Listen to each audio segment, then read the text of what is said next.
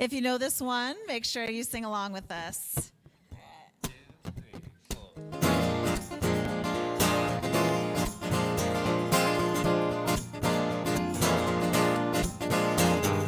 Everybody get up on your feet. See the light in everybody you meet. Everybody get up on your feet. See the light in everybody you meet. Let us be reminded of who we've come to be. We are love, we are one big family. Hey, hey, yeah, yeah. Hey, hey, hey, yeah, yeah. Get up! Everybody get up on your feet. Yeah, see the light in everybody you meet. Everybody get up on your feet. See the light in everybody you meet. Let us be reminded who we've come to be. We are love, we are one big family. Hey, hey, yeah, yeah.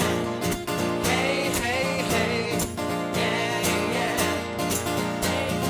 Let us make a joyful sound. Here we stand on holy ground. Let us make a joyful sound. Here we stand on holy ground. Let us make a joyful sound. Hey, hey, hey, hey. Everybody get up on your feet. See the light in everybody you meet. Everybody get up on your feet. See the light in everybody you meet. Let us be reminded of who we've come to be. We are love, we are one big family. Hey, hey, yeah, yeah. Hey, hey, hey, yeah, yeah. Hey, hey, hey. All right. How was that for an intro song?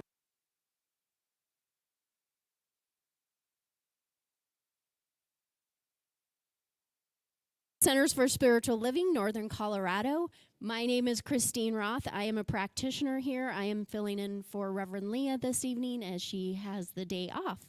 So I'm so glad that you were able to be with us, whether you're in person or online. I'm honored to be here with you.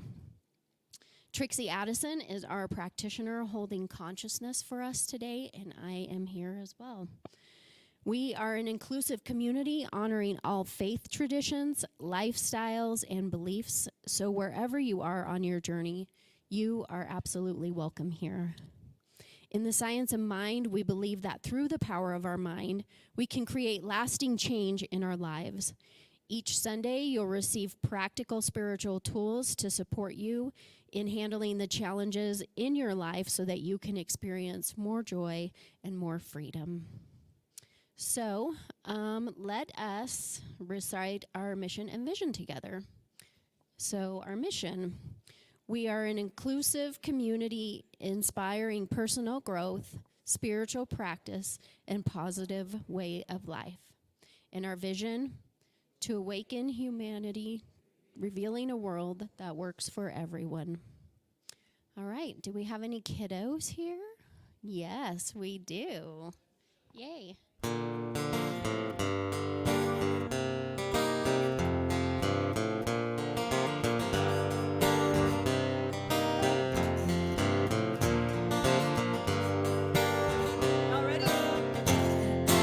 God is everything there is, so I am part of God. I know there's lots of good for me and everybody else. I'm thankful and grateful for everything we have. So I let go of this prayer, and so it is. Yay. All right. Next, we have announcements. Oh, come on up, Marie.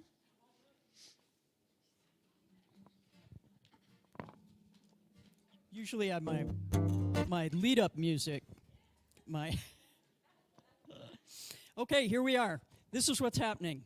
This month we have partnered with Foster and Adoptive Families of Larimer County. A percentage of our ties for this month go to support this organization if you'd like to donate directly, because we did some gift purchase stuff for them.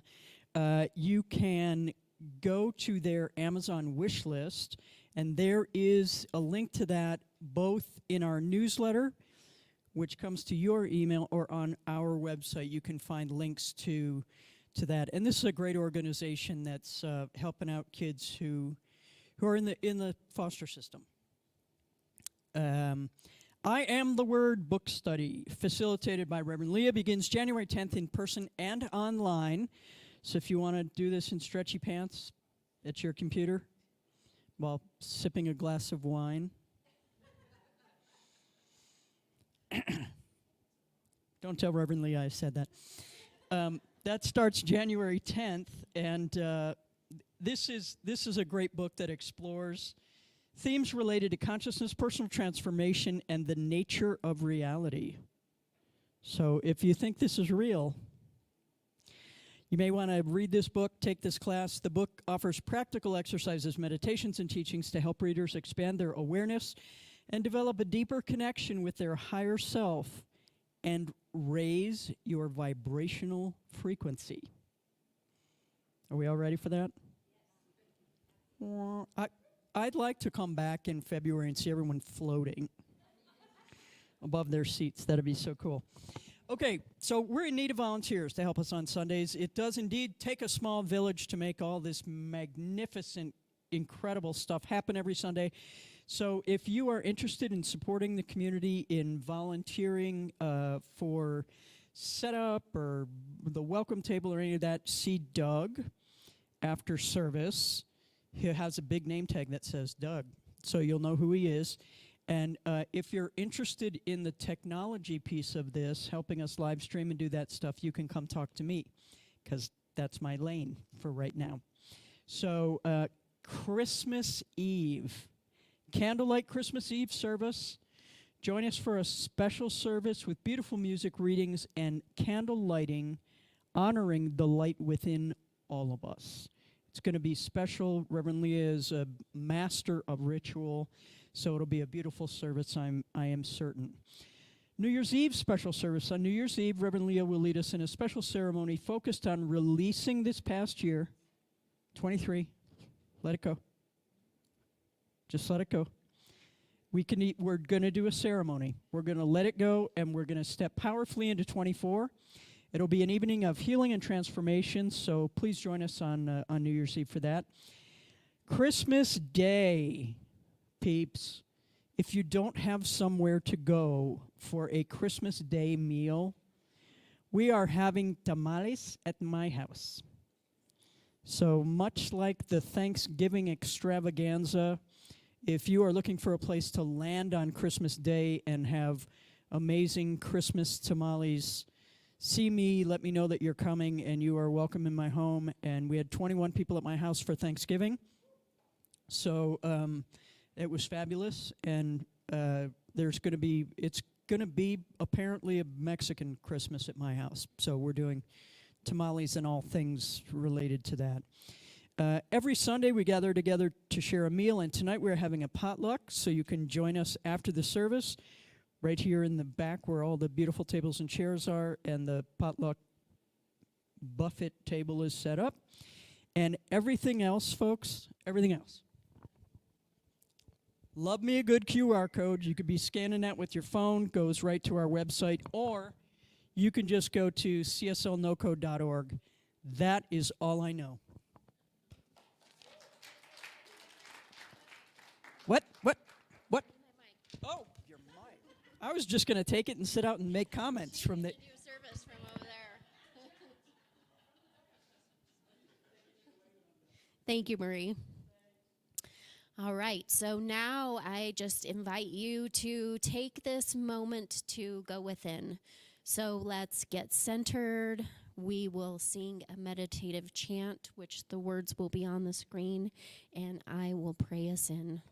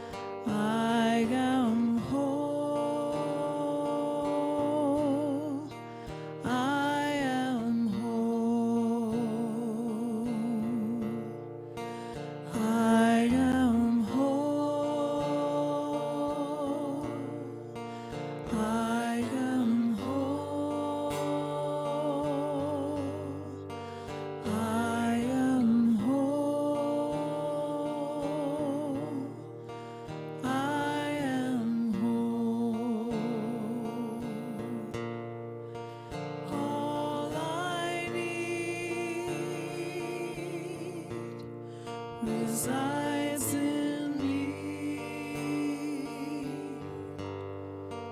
All I need resides in me. All I need resides in me. All I need resides in me. I am whole. I am whole. I am whole. I am whole.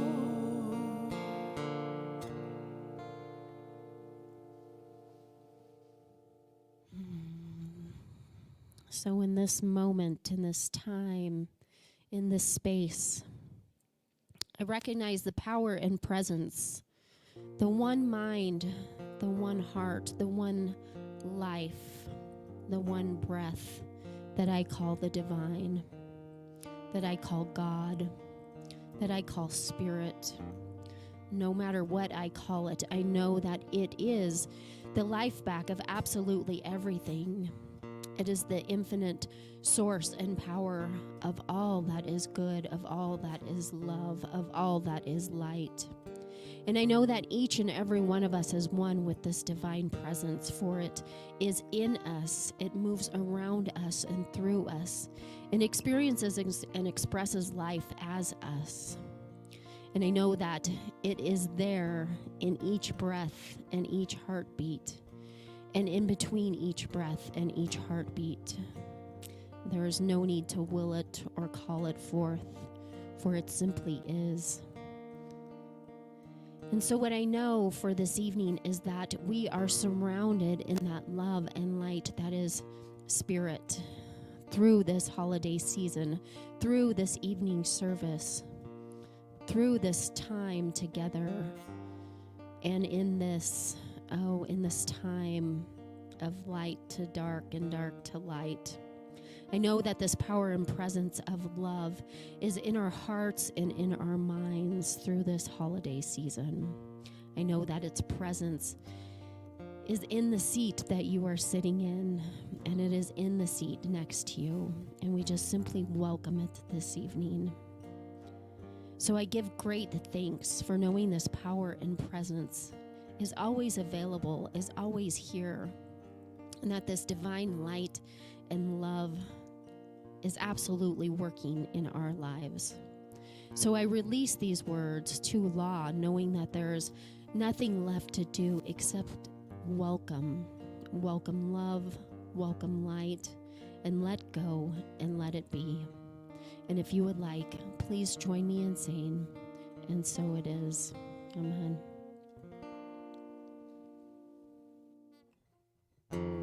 The first song we have to share with you today is a Navajo prayer called Now I Walk in Beauty.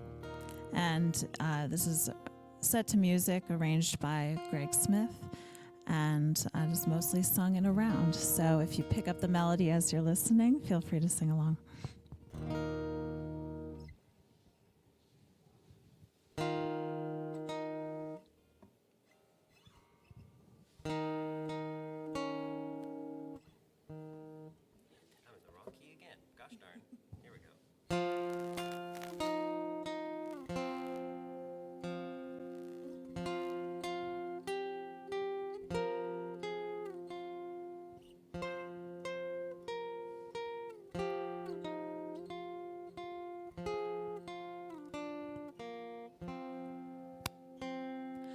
Now I walk in beauty.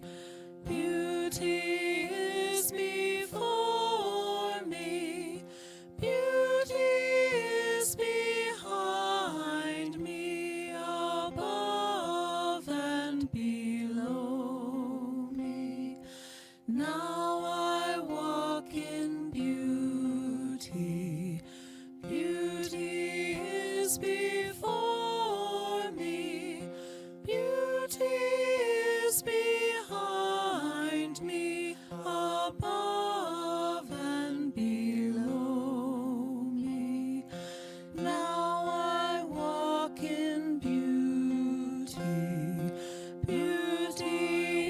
is before me.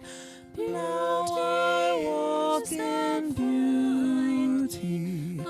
Beauty is before me. Beauty is behind me. Beauty is before me. Beauty is behind me.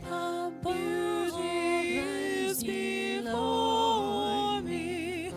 Beauty is behind me. Beauty is before me. Beauty is behind me. Beauty is before me. Beauty was behind me. Beauty is before me. Beauty is behind me.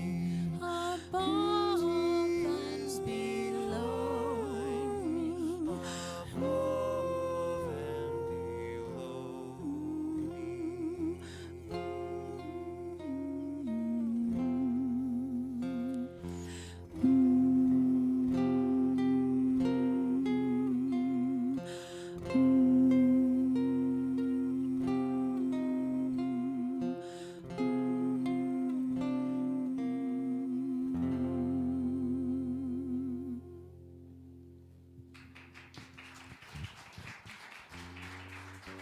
Wow, very lovely. Thank you. All right, so we have a guest speaker with us this evening. We have Reverend Zemirah Jazwierska with us.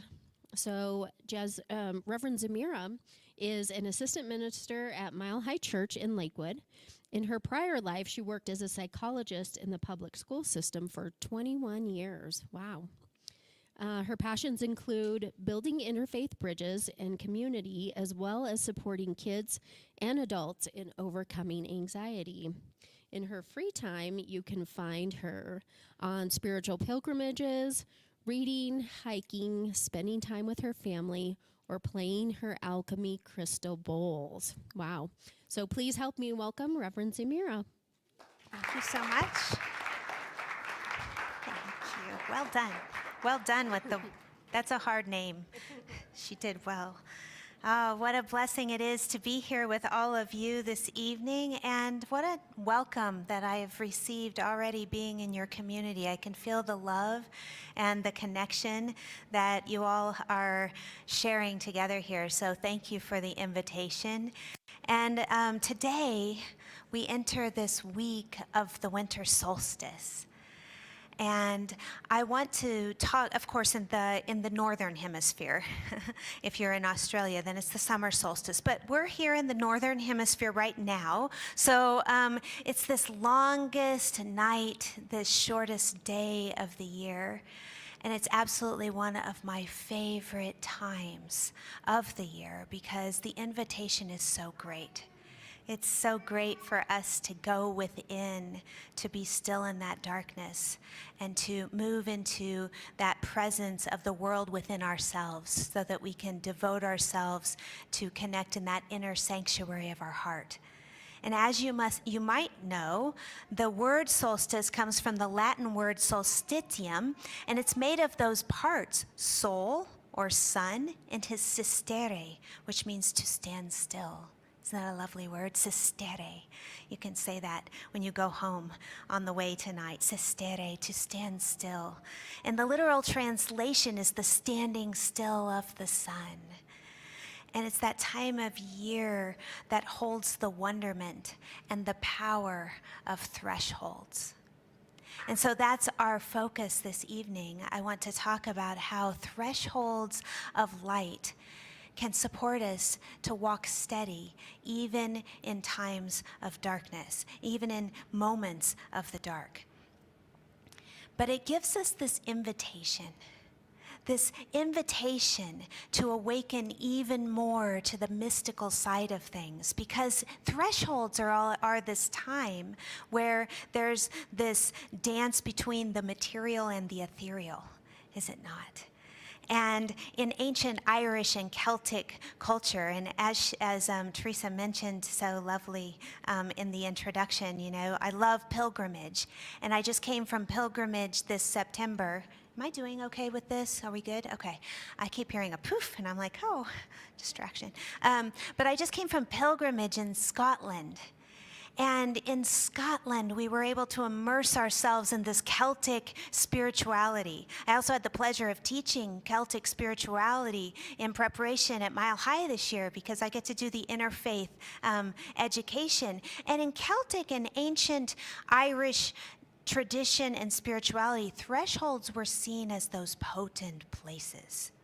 They were those spaces where we move from one time to another, from one space to another, the thin places between the earthly world and the spiritual world. And they were also a spiritual awareness.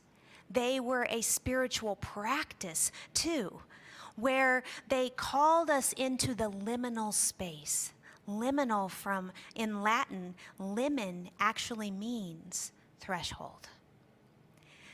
And so in Celtic spirituality, they talk about holding the tension between one space and another, embracing both the ascents and the descents of our life, of the ebbs and the flows, the tears as well as the successes and the triumphs. Philip Sheldrake writes, the Celtic people had a fascination for the spiritual quality of boundary places. Living on boundaries also symbolized being in a state of liminality, literally moving between the margins of the worlds. And they would place a threshold stone at the entrance to these places that symbolized that it was indeed a powerful place that we should take note as we move within, as we cross that threshold from the material to the spiritual space. And, you know, even they took this into their daily life. All of their life became a spiritual practice. Can you imagine you're making the bed and singing the hymns? You're milking the cow and saying a prayer. And I know that's a little hard for me because when I'm doing the dishes, I have to stretch to get into that spiritual essence of the space. But that's the way that they lived the life. They had this invitation to, there was no mundane and sacred. There was mundane and sacred together. And that was the daily way of being. It's kind of like they were living from that place, you know, that where Jesus said we can be in the world but not of it. Christine Walters Paintner writes in her book, The Soul's Slow Ripening. In the 7th century letter, Pope Boniface IV, Saint Columbanus described his people as the ultimi habitores mundi. And that's actually the inhabitants at the world's edge. And if you think about it, you know, they lived on the very fringes of the ancient world. They embraced the perspective it gave them. And so when Christianity came to merge with paganism, they were able to keep their foot in both of those worlds. They were able to welcome the essence of Christianity into their hearts, as well as keep the tradition with the old alive, because they lived on those fringes of the world. And so I wonder, where in your own life today is there a sense of threshold that's calling to you? Where are you feeling that call, maybe to let go of certain places or thoughts or experiences that are worn out? Or what are those places within you that are asking you to be more present and vulnerable to them? Those places that need to be held, that need to be witnessed, that need to be vulnerable, that need to be acknowledged. But also, too, what are you calling forth in the new? And I heard from Marie that you're going to have a chance, a ceremony even, to go into this in just a couple of weeks. But today we can consider those things. What is being called forth within you to be blooming and that wants to be ignited and shared as you move forward in life? As with all thresholds, there is this space simultaneously in between. You have both the tomb and the womb simultaneously. and it can be paired together. So in this in-between space, we can feel a little bit uncomfortable, can't we, when we're kind of in between? You know, the new hasn't quite taken flight, but the old is still kind of here too, and we're kind of a little bit in between. It can be unsteadying, because as if we're living kind of in that edge place where we need to shed a skin, we want to experience a deconstruction, we want to stretch in new ways that can be a little bit frightening. But in those borderlands of the unknown, within ourselves, within our communities, within our country, within the world, we are poised to embrace. We're poised to go within. So in this sacred time of winter solstice this week, how can we use these edges as invitations into a deeper experience of God? How can we stand in those vulnerable places long enough in order to acknowledge what needs to be acknowledged? And can we embrace what is there so that until it actually, what needs to be let go just simply fades and is reabsorbed into our expanded sense of spirit within ourselves? And how can we call in grace in the meantime without falling prey to those things, you know, that we fall prey to when we feel that uncomfortableness, you know, the numbness, the avoidance, the resistance, the attachment to yearnings for consistency, to constancy. Even when constancy feels uncomfortable and maybe sometimes even painful, it's what's known. It's what's known. So without jumping also too far ahead into the future, you know, that sometimes, of course, brings a sense of fear, a sense of anxiety of how? Ooh, that fun word, how, right? How will I get there? And we jump too far and we don't stay in that threshold space in order to develop a deeper relationship with the divine. So we approach this topic in this time of year with a sense of reverence, of drawing forth a sense of the sacred.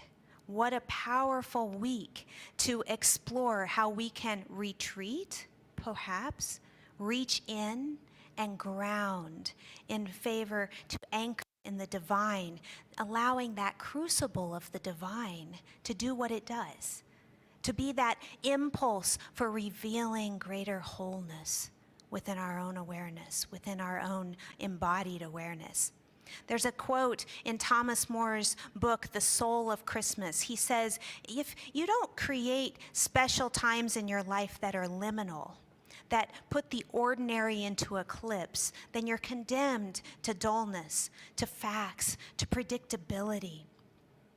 And you have no enchantment. And without the charm of the liminal, your soul can go to sleep and become a bit robotic. And your very humanity depends on the interplay of the ordinary and the wondrous.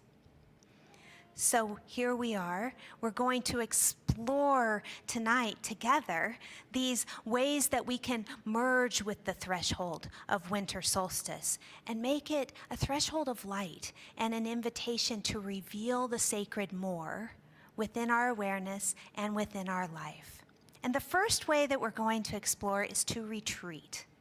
Let us carve out just a few moments if you can, maybe a couple hours. I know it's a busy week, it's a busy time, but can we carve out just a little bit of time to spend time with the divine, to develop that relationship? And behold, it says in the Bible, right, I stand at the door and I knock, and the door is opened. When we bring our presence to the doors of our soul through a gentle pause and just are there to be, then inevitably more and more reveals itself to us about the nature of our inherent spiritual essence within. You know, we find this throughout literature, don't we? It's often a door or some sort of passageway in that leads us to the imaginal world within, the place where the heroes embark on the journey to face the dragons and stand in knowing of their divine self. You know, there's C.S. Lewis's wardrobe door to Narnia. There's Lewis Carroll's rabbit hole to Wonderland.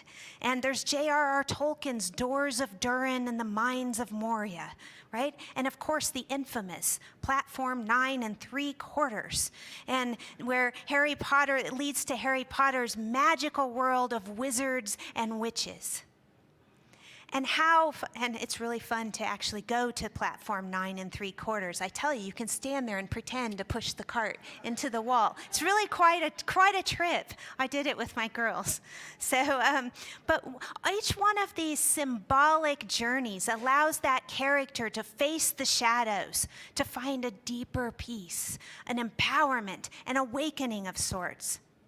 So that door to your soul is a resting place. It's a threshold accessed through the quiet, through time to be, through turning down the outside noise for the inside reverence.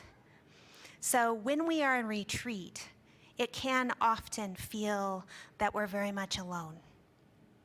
And I know in my life, I've had to face the shadow of that dragon.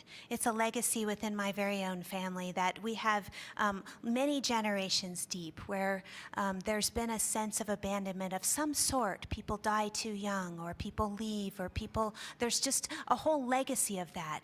And so I've had to learn time and time again to take refuge in that sense of aloneness that isn't lonely, but allows me to commune with the divine.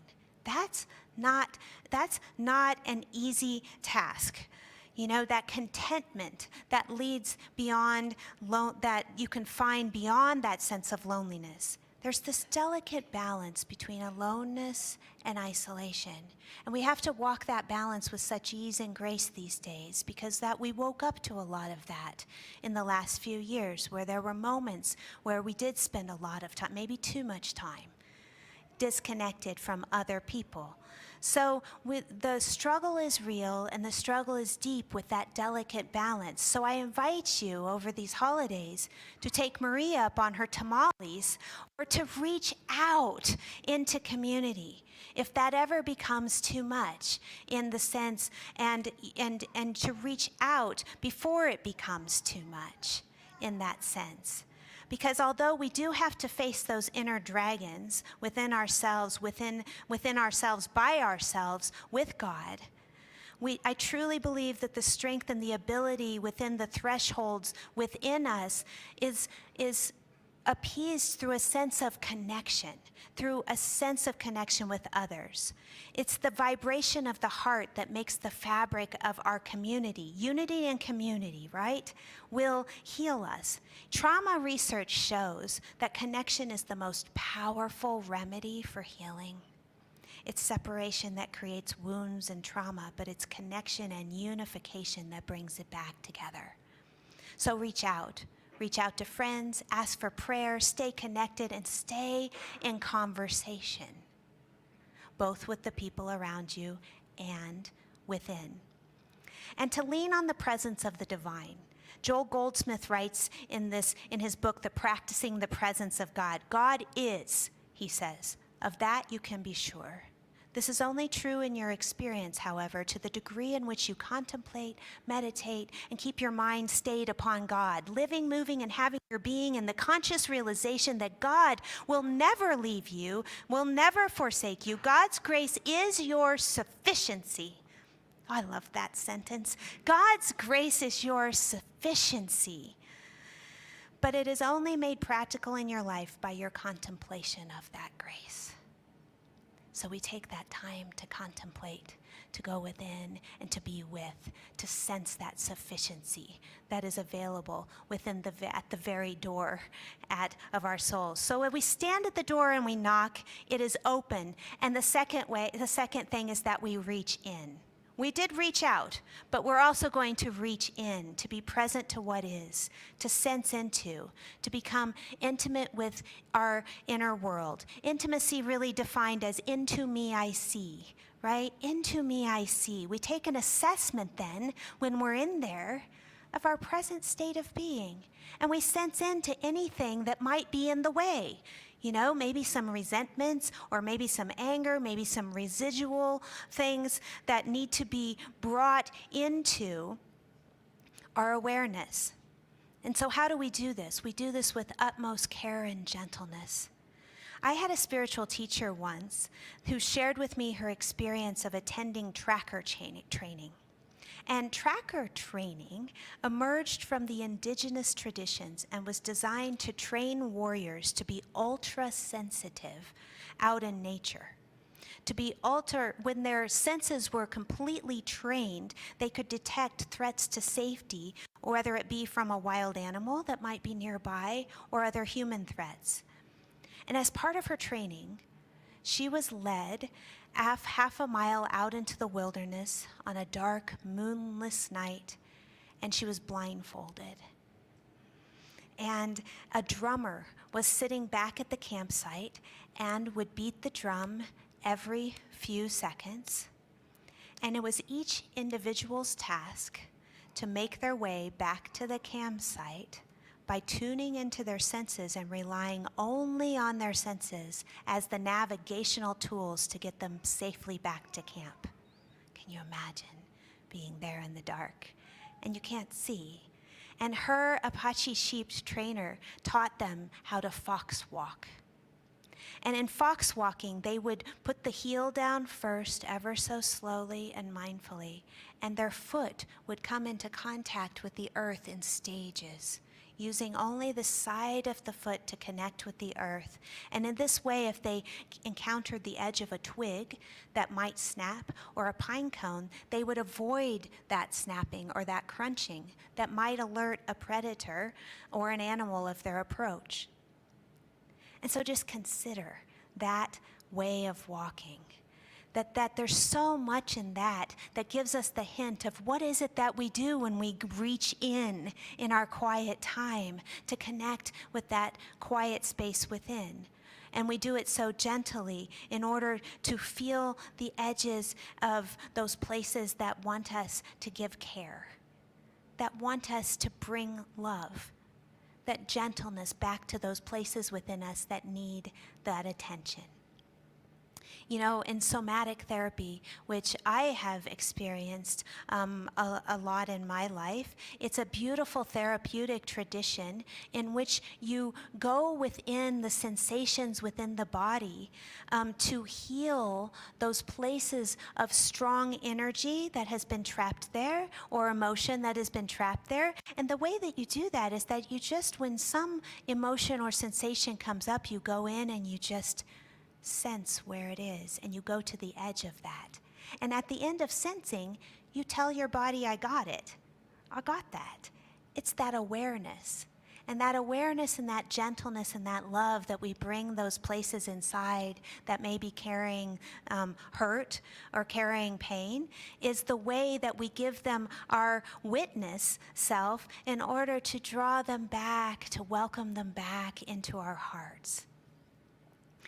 And so another kind of meditation that you've maybe experienced with or experimented with is that witness, where you take a step back from your life and you take a step back from the story and you say, I am not the story, I am the watcher of the story. And you look with divine eyes upon that, and you allow what needs to be known to come forward from that perspective.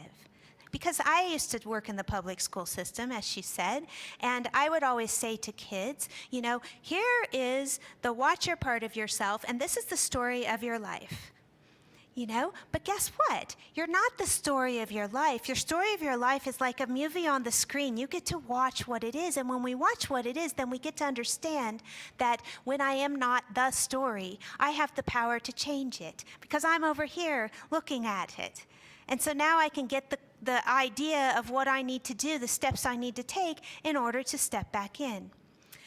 Shamanism, one of the oldest spiritual healing traditions on the planet, trained shamans or spiritual healers who modeled walking and living the illumined path, who navigated the thresholds to build spiritual strength. And often the shamans were trained always with an initiation to the point of death. They would go to the point of that edge of even death itself, because then the divine would emerge in their consciousness, and then they would come back and they would share what they knew, that divine spark, with their community. And they had, in Sandra Ingerman, a modern day shaman, writes that the word shaman comes from the Tungus tribe in Siberia, and it means the one who sees in the dark. A shaman, she says, is someone who uses their ability to see with the strong eye or with the heart.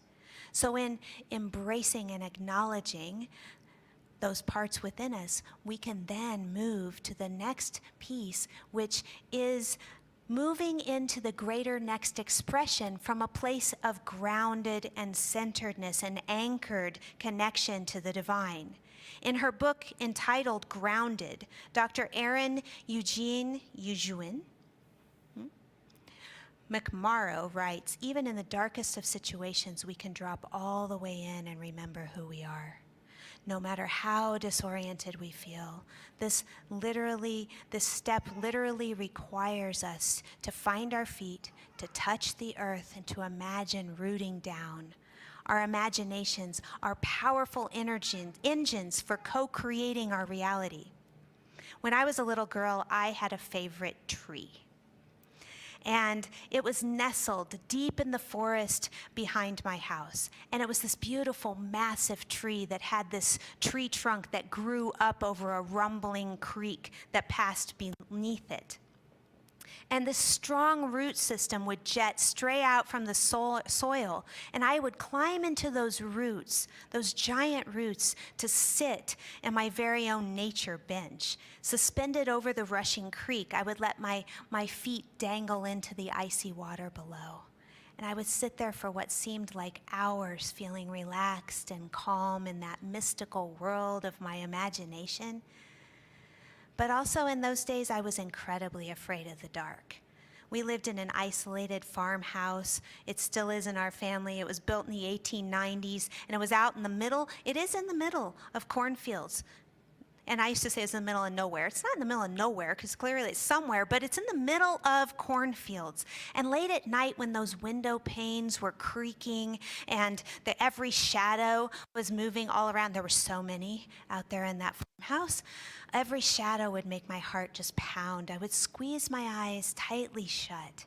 And in the midst of those paralyzing fears, I would imagine that I was back in the protection of my tree, held by those roots, safely in the loving arms of those giant, giant trunks all around me, and feeling grounded and held, I would feel connected in the midst of those fears. So remember that as we spend time in the darkness, as we face either the darkness of the day or the darkness of those parts of our life, that grounding is essential to anchor our attention to the divine, with the divine, but also to anchor with the divine as we move forward, as we step forward into the new. So right now we're going to move and just do a very, very brief time of just meditation, just a very simple meditation. If you feel comfortable, you can close your eyes and just settle in your seat, but allow your breath to draw you deep, deep within to a sense of feeling connected. And allow each breath to, in essence, connect you right there in your chair. And if you feel called, you can imagine roots that move down into the earth, into that deep, nourishing soil of the earth. Knowing that in this time of winter solstice, it is a precious time of going within to feel anchored within the darkness. But that darkness is a darkness, a stillness that invites invites communion, invites time to just be. And to close, as we steep in this sense of feeling connected right here in this present moment, I want to close with a couple of excerpts from this prayer, this solstice prayer by Edward Hayes. It says, "May we find hope in the lights we have kindled on the sacred night of solstice. May we find hope in one another and in all who form the webwork of peace and justice that spans the world. In the heart of every person on this earth burns the spark of luminous goodness. May we also celebrate in this winter solstice that our lives and our service, our prayers and our loves, our prayers and all of the love that we share come from within and come from one another. The light and the love that is hidden in every heart is luminous." And so we enter into this space of prayer, just recognizing that eternal presence of the One, that is light, that is love, that is the very harmony of the universe. And we recognize that Spirit is everywhere present, in all that is seen and all that is not seen. And we just open to sense and to feel and to know that right now. Every heart is filled with luminous goodness. May we reach in to touch that luminous goodness, and may we reach out to share it with one another. And so I know that this threshold of the winter solstice is a time of illumination, is a time of, with ease and grace, releasing that which is ready to be released. Perhaps sending it down those roots deep into the soil, deep in the soil that receives it. As we let go, we open our awareness to that sanctuary of heart within. And in that sanctuary of heart within, we feel all that we are called to share. And we open to that divine yes. We anchor in that divine strength in order to, with graciousness, with ease, to share it, to shine it. First within our own heart, then with those that we love, then with those that we don't know, and out into the world. So it is with such a great heart of thanksgiving that I say, thank you, God. Thank you, Spirit. Thank you for this eternal love right here, right now. And with that gratitude, I release this prayer into that alchemy of love and law, allowing it to be so, absolutely feeling and knowing that it is done, so that we can all affirm together. And so it is. Amen. I am the place where God lives, moves and breathes and has its being. I am the place where God shows up. I am the place where God lives, moves and breathes and has its being. I am the place where God shows up. I am the place where God lives, moves and breathes and has its being. I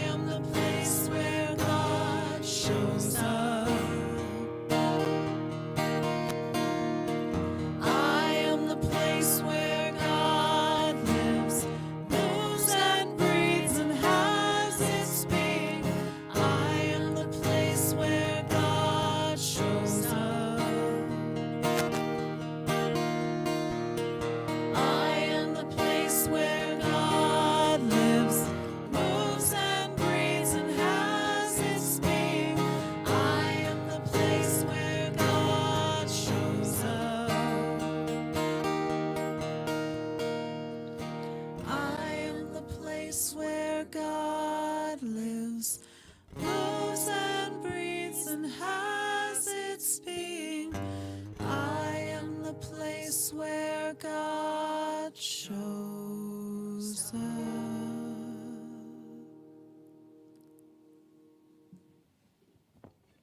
Thank you, Reverend Zemirah. If something that you heard this evening touched you, moved you, or inspired you, we encourage you to give to our spiritual center so we can continue to do this beautiful work in this community, in the greater community, and in the world. So please take a moment to place your gift over your heart. And let's say our offering affirmation together. This gift is spirit and form, circulating and blessing all it touches. Freely I give, and joyfully I receive.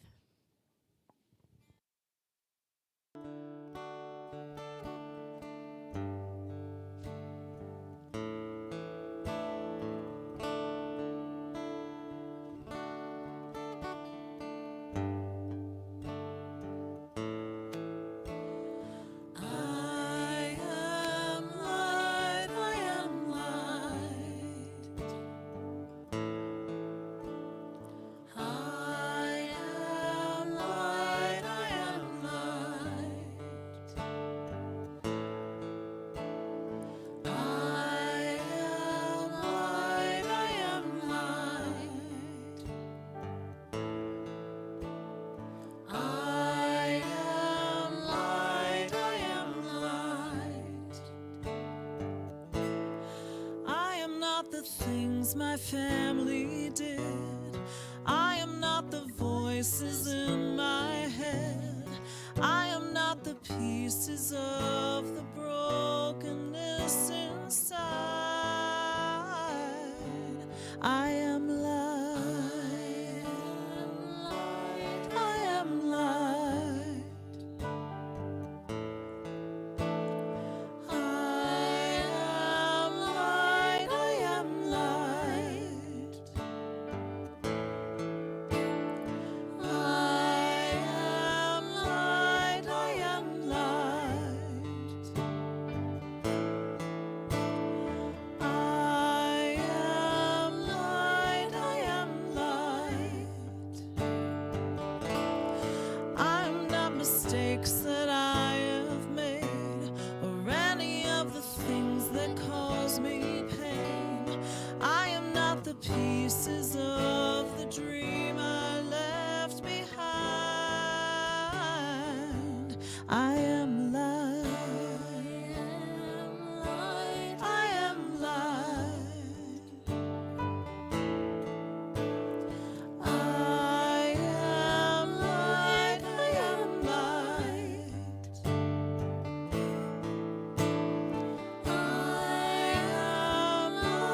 I am light. I am light. I am light. I am not the color of my eyes. I am not the skin on the outside. I am not my age. I am not my race. My soul inside is all light. I am light. I am light. I am light. I am light. I am light. I am divinity defined. I am the God on the inside. I am a star, a piece of it all.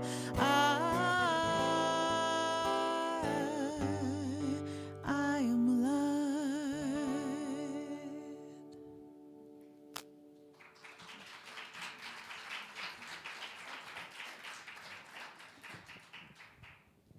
All right. If you are here for the first time, welcome. If you would like to raise your hand, you may. We'll make sure that our greeters get you a welcome packet if you're interested. Please know that we appreciate you and we welcome you and we thank you for being here and being a part of this spiritual family.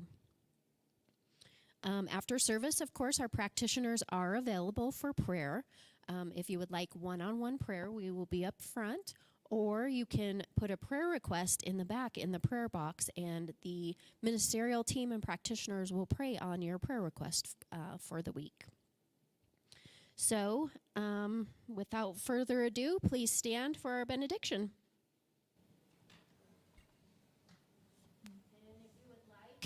Please place your hands over your heart, and let's say it together. May we be at peace. May our hearts remain open. May we awaken to the light of our own true nature. May we be healed. May we be a source of healing for all beings. Love is who I am. Love is who we are. Love is all there is.